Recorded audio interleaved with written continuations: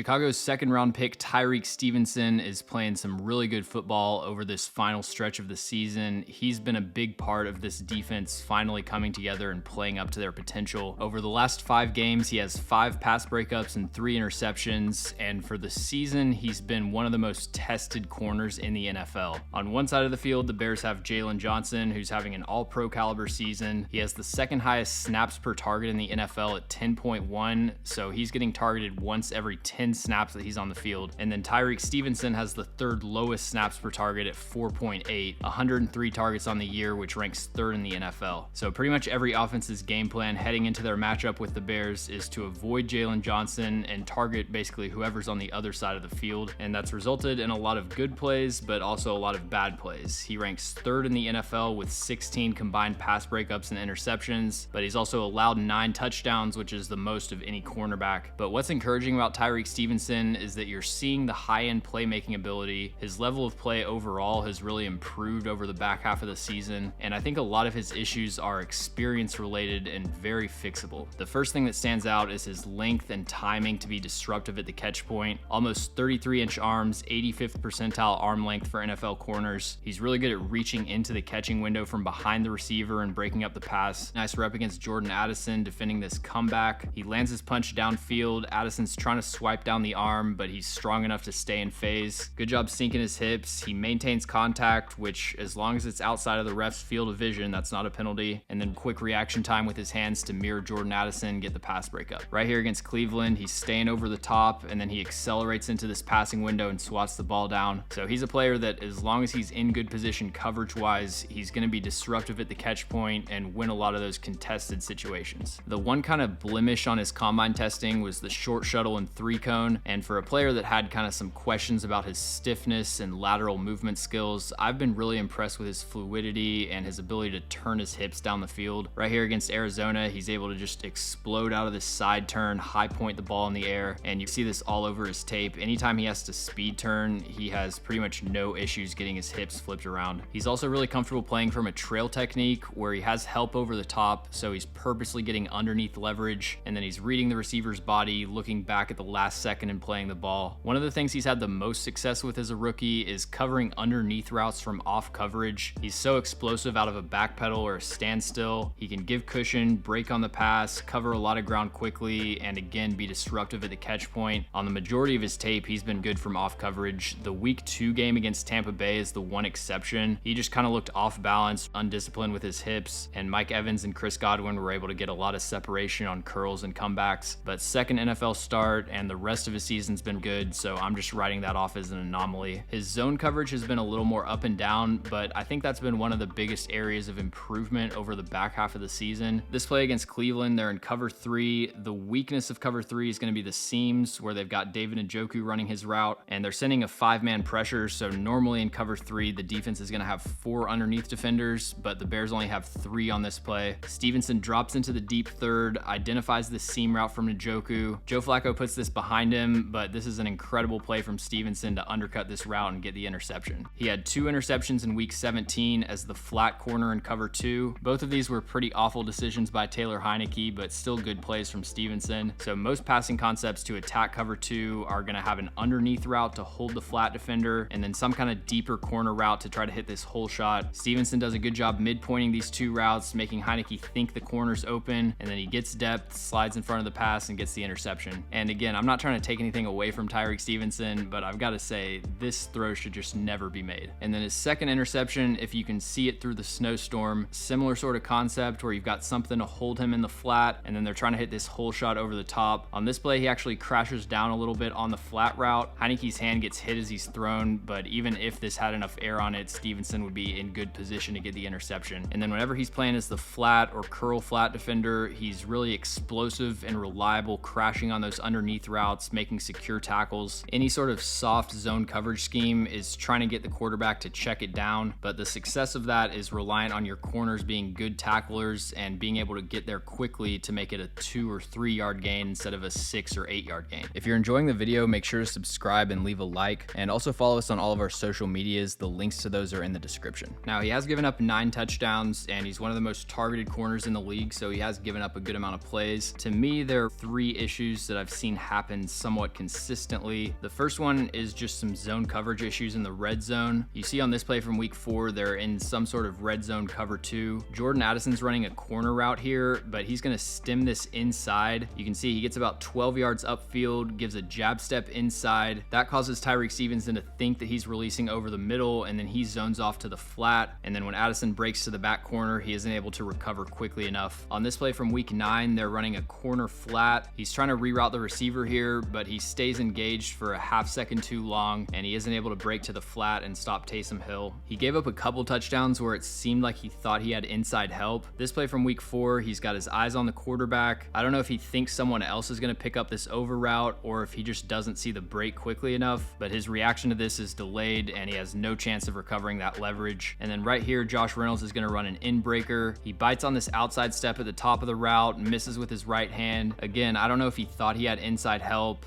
Ideally, you'd like TJ Edwards to be more of a factor here in the hook, but if not, I guess he just got beat. So the red zone coverage from Tyrique Stevenson has been pretty sloppy. It's a couple zone coverage issues, a couple more assignment related things, and there's reason to think that kind of stuff will improve as he gets more experience. And then I would say his biggest issue by far in the NFL has been covering double moves. I talked earlier about how explosive he is triggering from off coverage. The downside of that is that he's kind of buying whatever the receiver's selling, but in my opinion, all of these plays where he's getting beat on a double move come down to eye discipline. If he can just get better at keeping his eyes locked on the receiver's hips, I really think this issue can be completely eliminated. This play against Cleveland, he's reading Amari Cooper, he breaks inside on the slant. Immediately, Stevenson shoots his eyes to the quarterback. He isn't watching Amari Cooper, so he's gonna have no way of reacting to this double move quickly enough. This play, they actually complete one on him. He's reading Amari Cooper throughout the stem. Cooper breaks inside, Stevenson looks at the quarterback, and then when he accelerates upfield, again, that reaction time is just going to be a little bit too delayed for him to stay in phase. Right here, he's got his eyes on Devontae Adams. When he makes this first break inside, Stevenson's trying to make a play on the ball, so his eyes go to the quarterback, and then Adams is able to easily separate over the top on the fade route. He loses track of it, but Stevenson obviously got beat on this play. And the reason I think this is fixable is because when you look at the plays where he is playing with good eye discipline, he isn't getting beat by double moves. Right here against the Panthers, his eyes are glued to the receiver's hips. He stays over the top, makes contact to slow him down, and then plays the ball in the air. So that's really the one area that you see him consistently get beat in single coverage, but it's more something that he's just allowing to happen. I think he could easily fix it if he just played with more consistent technique. Thanks for watching. If you enjoy the video, make sure to like and subscribe. Also, let me know in the comments any NFL players or teams that you'd like me to cover.